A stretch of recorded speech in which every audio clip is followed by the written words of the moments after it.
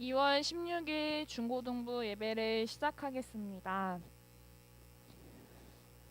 사도신경으로 우리의 신앙을 고백합시다. 나는 전능하신 아버지 하나님 천지의 창조주를 믿습니다. 나는 그의 유일하신 아들 우리 주 예수 그리스도를 믿습니다.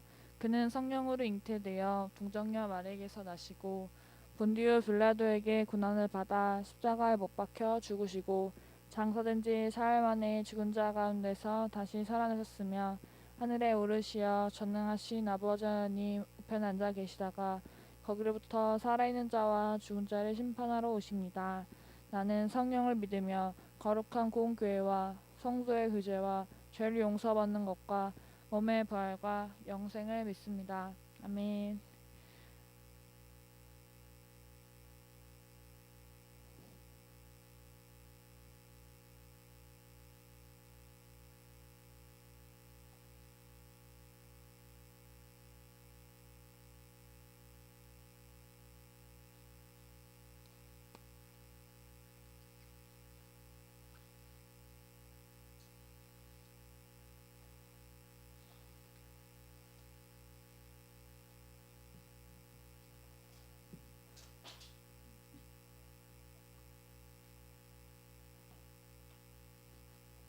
나오나요?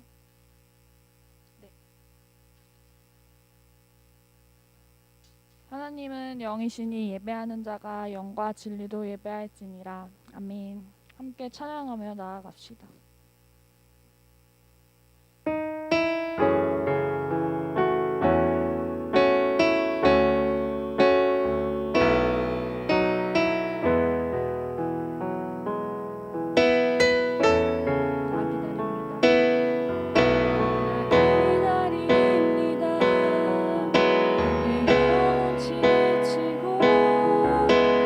더 이상 경건의 힘조차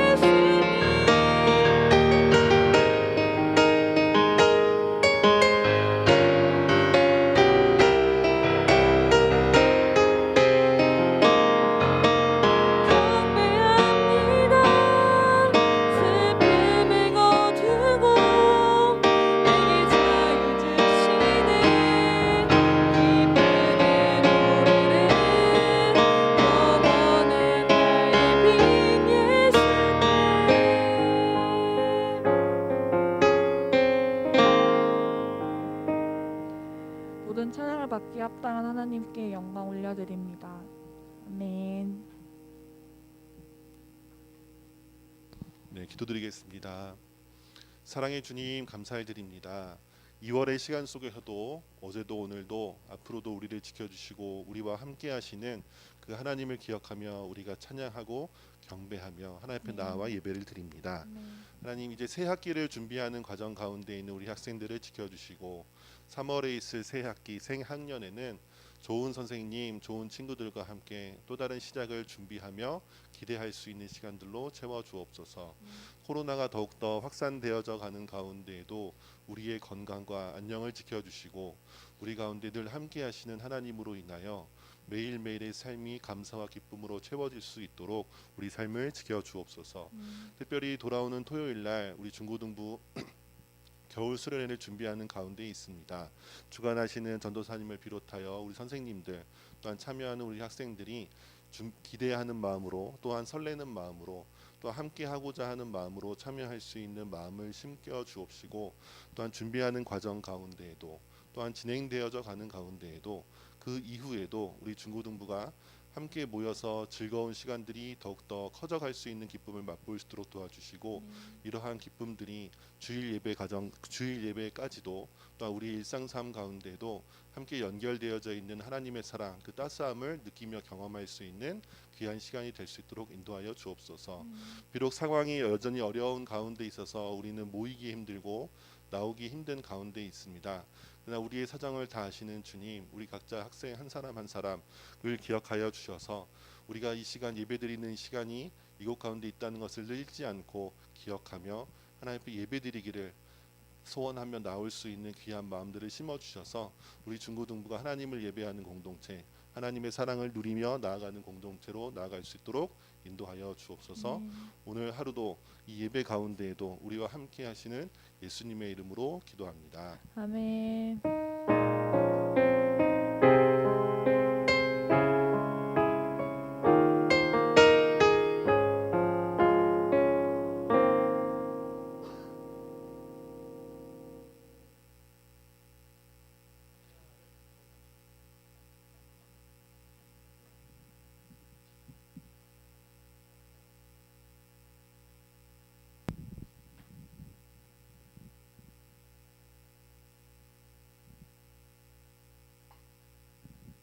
약간 삐뚤하지 않아요? 조금 더, 조금 더. 아니, 낮추는 게 아니라 맞아요. 걔가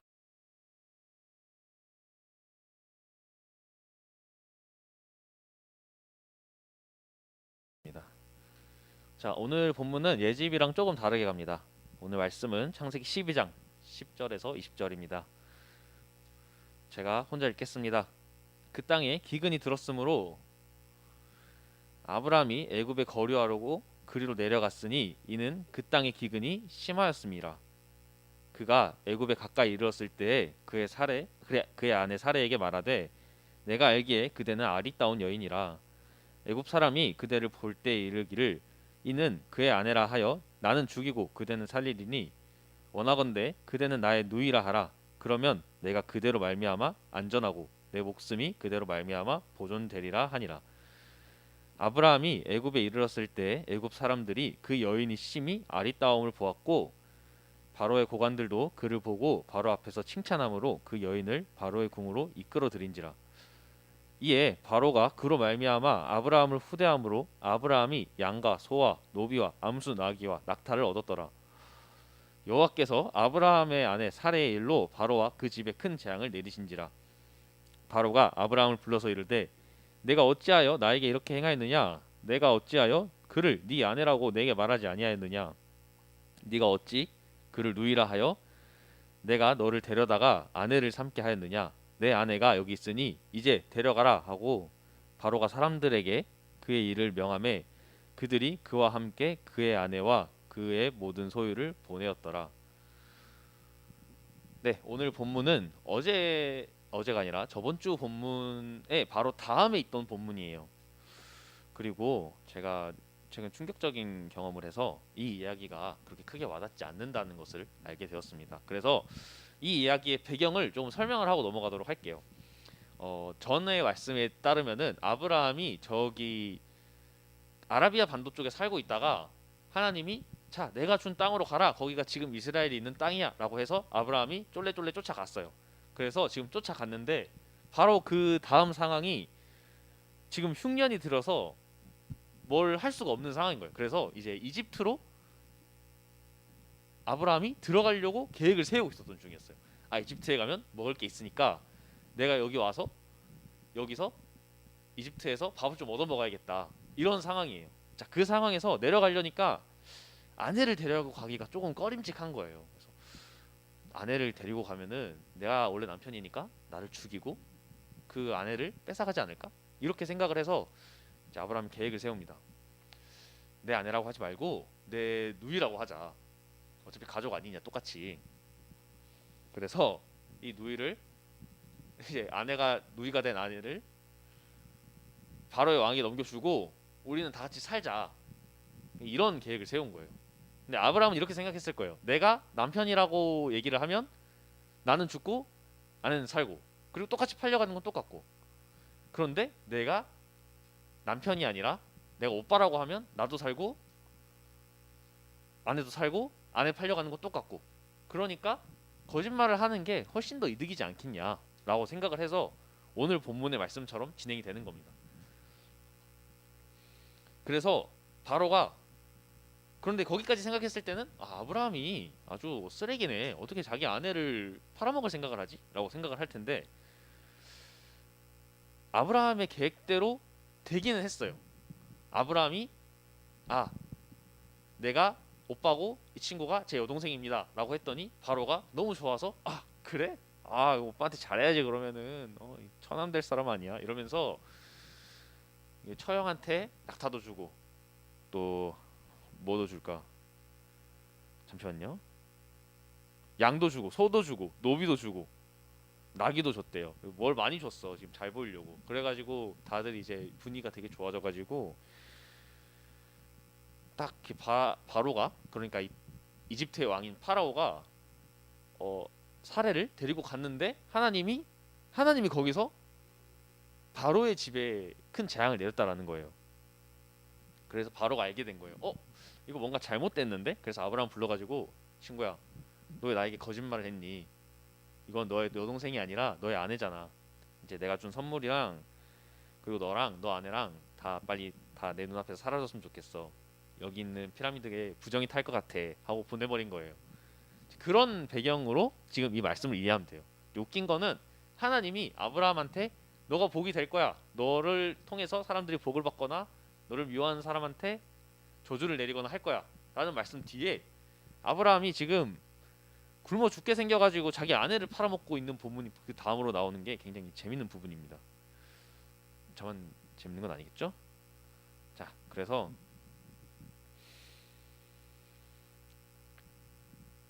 이 본문을 보고 되게 많은 생각이 들었어요. 아브라함은 하나님의 선택받은 사람이고 그리고 앞으로 복이 될 사람인데 정말 이렇게 타지에 와서 이렇게 생고생이랑 생고생은 다 하는구나. 그리고 아브라함이 했던 행동들이 꽤 납득이 가지 않는 부분들이 몇 가지가 있어요.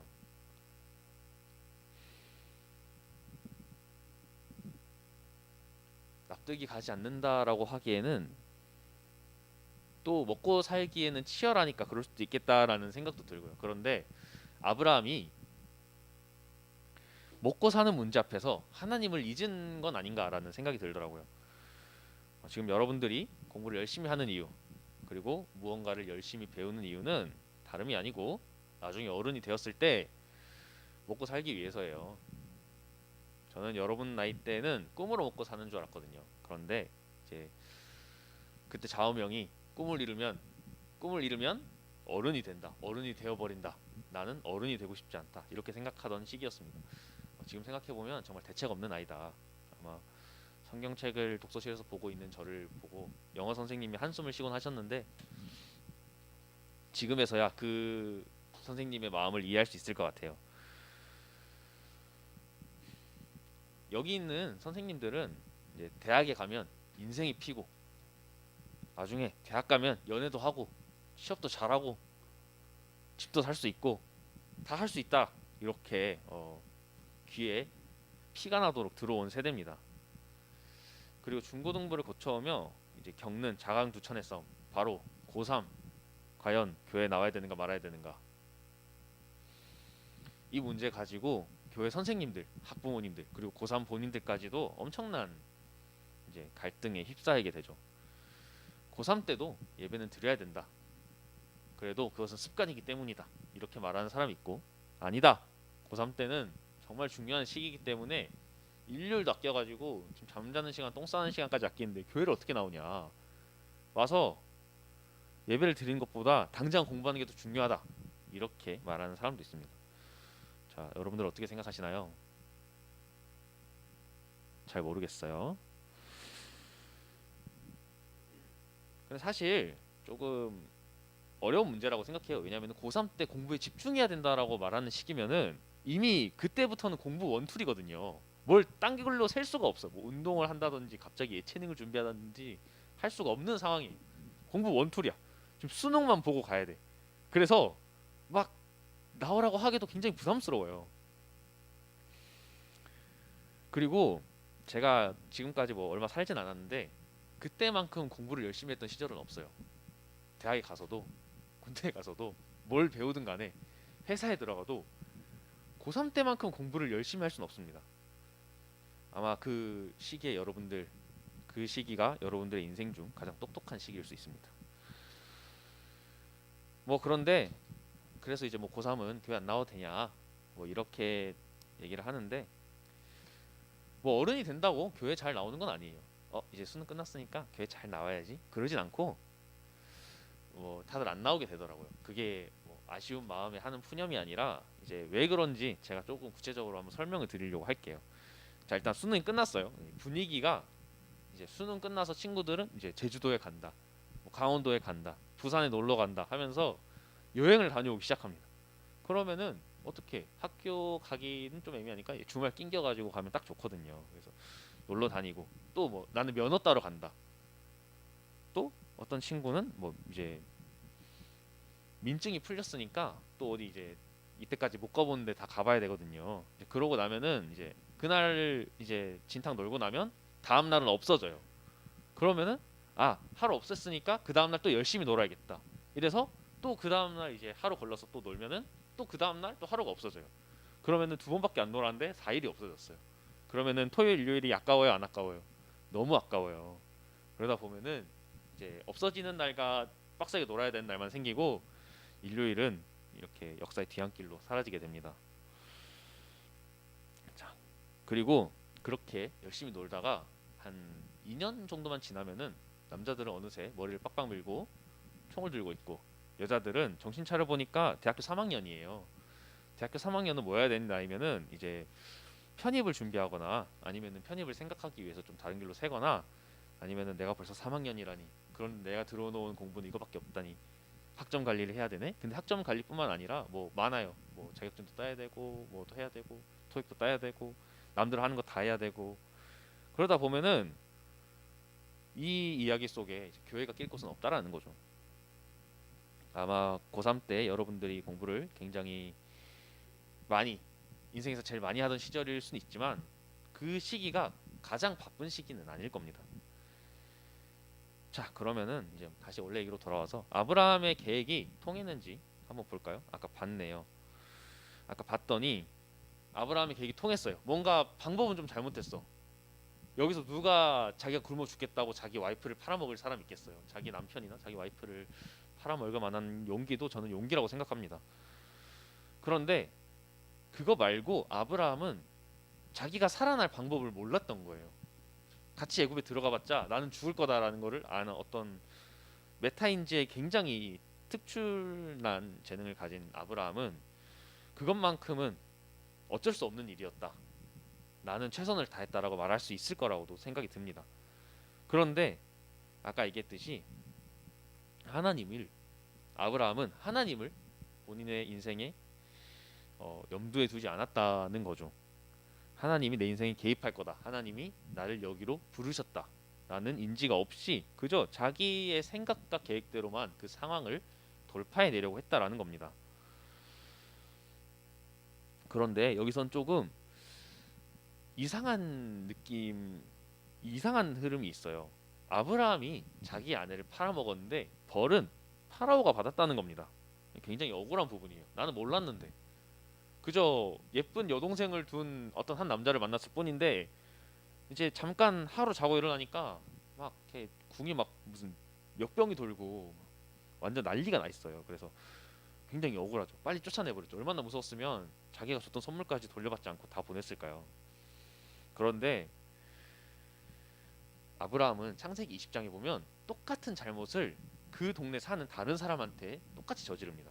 아브라함은 이제 자기가 살기 위해서 아내 정도는 좀 편하게 버릴 수 있는 그런 사람이었나 봅니다. 그런데 여기서 똑같이 아브라함은 부끄러움을 당합니다. 야, 이거 너 아내잖아. 어떻게 너 아내를 팔아먹니? 나는 너의 그런 비겁함을 이해할 수가 없다라는 말을 또 듣게 돼요. 그런데 여기서 저는 아브라함이 윤리적으로 혹은 용기가 없는 사람이다, 문제가 있는 사람이다라고 말하는 게 아니라 아브라함은 힘이 없는 유목민일 뿐이다 라고 말을 하고 싶습니다. 어쩌면 힘이 없는 유목민이라는 모습은 지금의 우리의 모습과도 뭔가 어디로 가야 될지 모르고 인생을 살아가고 있는 우리의 모습과도 크게 닮아 있을지도 모른다는 생각이 들었습니다.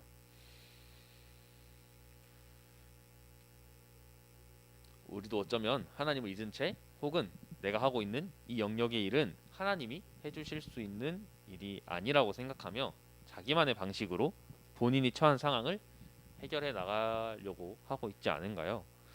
그런데 이게 정상이 아닐까요? 모든 문제를 하나님에게 떠넘기고 본인은 그저 가만히 있는다는 것은 조금 말이 안 되는 거잖아요. 그러나 하나님은 아브라함의 행동을 잘못했다고 지적하거나 벌을 주기 위한 의도는 없어 보입니다. 오히려 그것보다는 난간에 부딪혔을 때 하나님께 의지하기보단 본인 힘으로 상황을 해결하려 했던 아브라함에게 하나님을 본인을 조금 더 신뢰해 달라는 신호에 더 가깝지 않았을까요? 그러나 이것은 통상적인 질투의 개념과는 조금 다릅니다. 이건 하나님이 아브라함에게 선택받은 백성으로 복이 되는 사람으로 쓰시고자 또 아브라함을 지키시고자 하신 일입니다. 물론 우리가 하나님을 믿고 예배한다고 해서 만사가 잘 되는, 복을 받는, 시험에 붙는, 성적이 오르는 그런 기행은 일어나지 않습니다. 우리는 그런 종교가 아닙니다. 예배만 잘 드린다고 해서 하나님이 다 해결해 주시는 것도 아니에요. 어쩌면 이 이야기 속에서 아브라함이 선택할 수 있는 가장 최선이 자기의 아내를 누이로 팔아먹는 것이라는 것을 하나님은 이미 알고 계셨는지도 모릅니다. 제가 오늘 말씀을 통해 여러분들에게 알려주고 싶은 것은 하나님이 우리가 생각했던 것보다 우리에게 엄격하지 않으시다는 겁니다. 또 그렇다고 원하는 것을 모두 들어주시지는 않지만 어떤 방식으로든 우리의 삶에 개입하시고 또 우리를 하나님의 방식대로 지키시기를 원하신다는 겁니다. 그리고 하나님은 우리 약한 부분, 우리가 두려워하는 부분도 모두 알고 계실 겁니다. 그리고 우리가 우리의 약한 부분으로 질책하시거나 기대에 미치지 못한다고 실망하시지도 않으십니다. 다만 스스로의 부족함으로 자책하기보단 하나님을 더 의지하고 하나님께 기대며 살아가는 중고등부 공동체가 되기를 원하실지도 모르죠. 삶은 늘 쉽지 않을 겁니다. 지금의 삶이 항상 힘들게 느껴진다는 것은 앞으로 고난의 강도가 더 약해지진 않을 거라는 거죠. 그러나 교만해지지 말아야 하는 것처럼 우리가 스스로 부족하다고 현실과의 타협이란 명목으로 하나님을 잊지 않았으면 좋겠습니다. 하나님께 의지하며 우리 각자의 삶에 개입하실 하나님을 기대하며 살아가는 성수동교회 중고등부 공동체가 되기를 소망합니다. 기도하겠습니다. 하나님 아버지, 오늘 아브라함의 이야기를 통해 연약한 우리의 삶에 개입하실 하나님을 기대합니다. 우리는 연약하고 또 하나님의 뜻을 알지 못해 늘 내 방식대로 세상을 살아가려 합니다. 그러나 우리는 세상을 살아갈 때 두렵고 또 힘들고 무섭습니다. 내가 언제나 하나님의 뜻대로 하나님이 원하시는 대로의 삶을 살 수 있으리라 확신할 수 없습니다. 그럼에도 불구하고 하나님께서 내 삶에 역사하셔서 하나님의 뜻대로 하나님의 백성으로 세상에 복이 되는 삶을 살 수 있도록 하나님께서 인도하시고 또 도와주시옵소서. 연약한 우리의 구원자가 되시고 또 살아감에 있어 하나님의 뜻대로 세상을 살아갈 수 있는 지혜와 용기를 허락해 주시옵소서. 부족한 우리에게 은혜를 더하시고 또 지켜주시기를 원하고 또 믿습니다. 앞으로 살아가며 하나님을 믿고 의지하며 나아가려고 합니다. 우리를 지키시고 돌봐 주시옵소서. 이 모든 기도 예수 그리스도의 이름으로 기도드립니다. 아멘. 봉헌하는 시간입니다.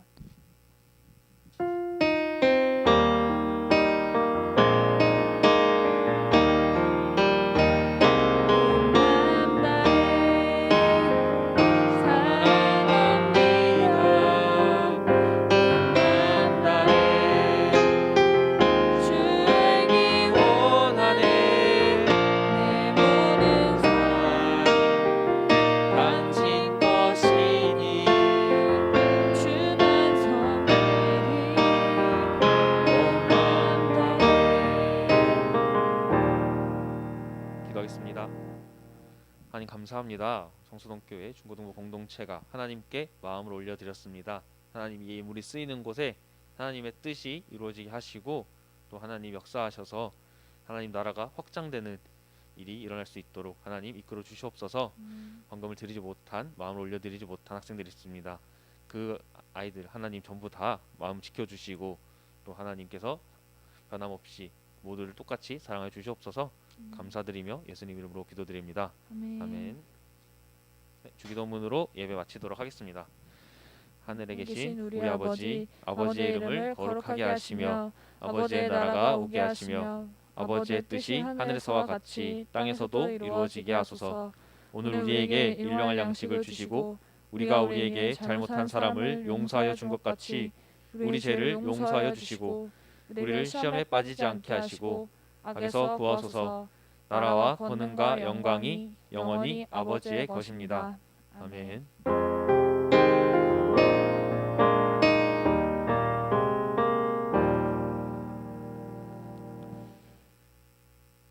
네, 드디어 이번 주에 바로 오는 토요일이 우리의 겨울 수련의 날입니다.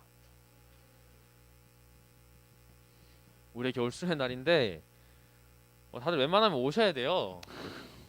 친구 데리고 오셔가지고 5,000원을 6,000원으로 바꿔가는 기적이 여러분들에게 있었으면 좋겠습니다.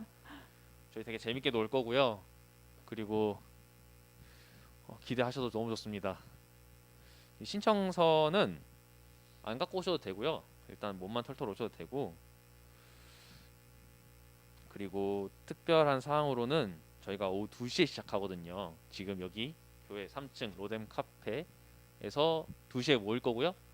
함께 예배드리고 같이 올려놓는 좋은 시간 됐으면 좋겠습니다. 그리고 교회 나오세요. 네, 교회 나오세요. 네, 그럼 여기까지 하겠습니다. 잘 자요.